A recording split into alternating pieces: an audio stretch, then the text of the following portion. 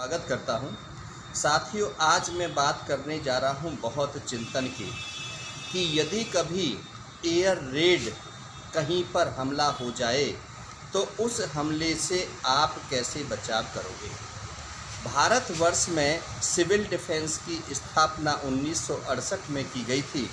इस सोच के आधार पर की गई थी कि पूरे शहर का जो डाटा है वह सिविल डिफेंस के पास होना चाहिए। किस मकान में कितने लोग रहते हैं, कितने किराएदार रहते हैं, किस फैक्ट्री में कितने लोग काम कर रहे हैं, और उन सभी का डाटा यदि सिविल डिफेंस के पास में है तो यदि कोई हवाई से हमला हो जाता है या ड्रोन से हमला हो जाता है तो उस समय पर हमें क्या ज़रूरी है उन लोगों की ज़िंदगी को बचाने के लिए।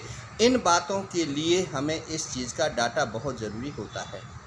साथियों, आप जानते हैं कि जब कोई भी हवाई हमला होता है तो उस समय लाइटों को बंद कर दिया जाता है, और लाइट जब बंद कर दी जाएंगी तो उसमें एयरफोर्स के लोग, आर्मी के लोग, एनडीआरएफ के लोग, पुलिस के लोग, प्रशासन के लोग किस प्रकार से उन लोगों तक पहुंच पाएंगे और उन लोगों को सुरक्षित स्थान पर लेकर के जाएंगे। इन सब बातों के लिए आपका प्रशिक्षण शिविर होता है।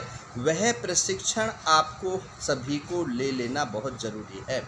यदि उस समय जब सरकार के आदेशों के आधार पर यदि आपने लाइट बंद कर दी और कोई एक घर में भी रोशनी जला देता है तो वो परेशानी बढ़ जाती है।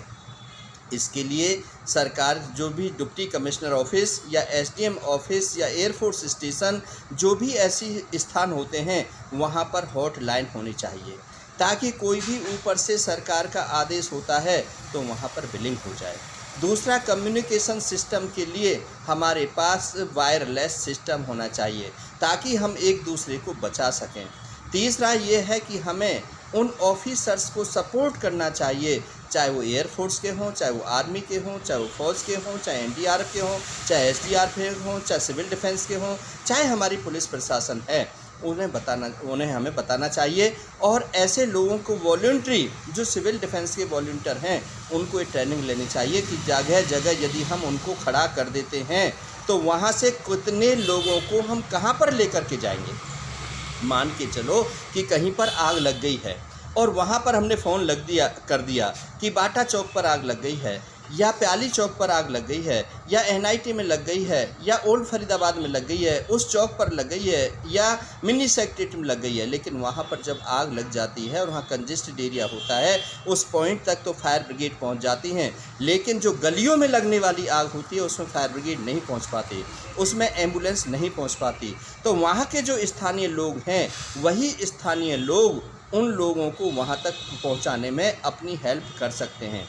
इसलिए सभी सिविलियन को, चाहे वो नगर निगम के पार्षद हों, चाहे वो पंचायत के मेंबर हों, चाहे वो जिला परिषद के मेंबर हों, चाहे वो स्वयंसेवी संस्थाएं हों, उन सब के पास में ये ट्रेनिंग होनी चाहिए कि लॉ एंड ऑर्डर जब आदेश करता है तो हमें सुरक्षित उस स्थान तक लेकर के जाना है, ताकि समय बच जाए, क्योंकि समय ही मैनेजमेंट है। यदि आपका समय मैनेज नहीं हुआ तो हादसा और ज़्यादा बढ़ सकता है।